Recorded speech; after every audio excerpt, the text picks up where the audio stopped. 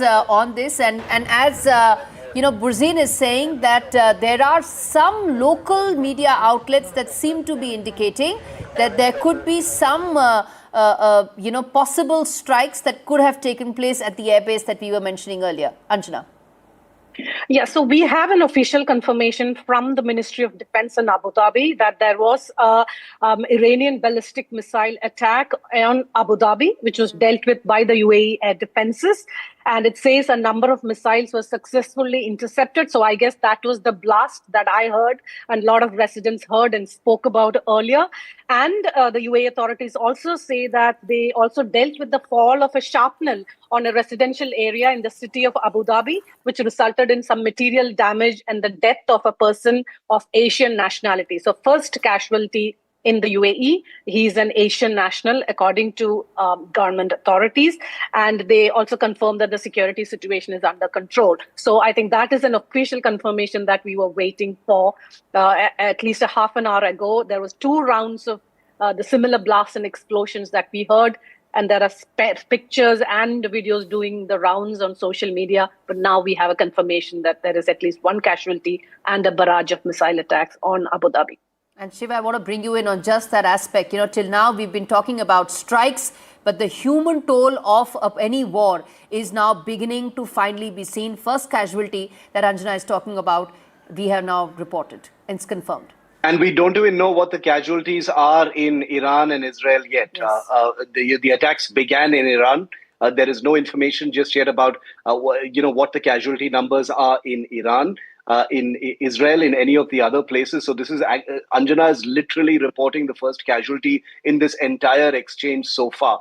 I just want to remind all of our viewers, Gauri, that NDTV is reporting this unfolding situation from all of the key points. We're the only network with a reporter, Indian network with a reporter on the ground in Iran and in Israel. We've got Anjana in Abu Dhabi. We'll have a reporter up in Bahrain in a very short while from now. I'm told we've got our correspondent from Qatar plugging in shortly as well. So this is a 360-degree view as to the best of our abilities of a situation that is clearly in escalation. Each picture coming in is escalating. We've also got the best voices, including Burzine, Dr. Brahmachalani and others who are helping us and our viewers decode what appears to be a familiar situation, but one that seems to have a tinge of inevitability in terms of what that outcome is going to be. We've seen what's been happening on the streets of Iran for the last few weeks. You had Trump just quantify the number of deaths in Iran as tens of thousands.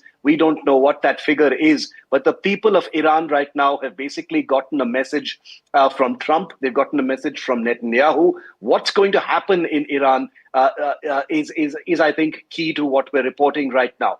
We don't know yet where the leadership of Iran is. They've issued very traditional boilerplate statements saying Iran is not going to sit around. There will be a crushing response, etc., etc. Nothing new about that. We can confirm that the Al Khamenei has been taken to a hideout or a safe house or a bunker of kinds.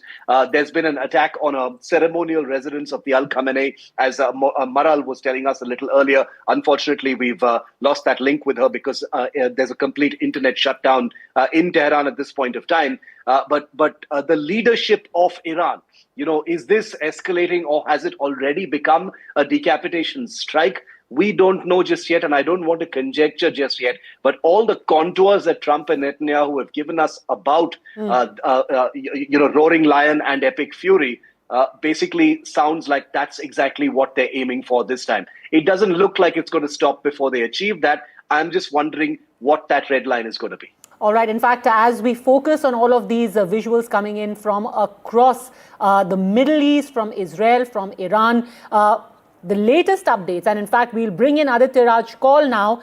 IDF has begun large-scale reinforcement of troop presence at borders. It has boosted, the presence of IAF, Navy, home front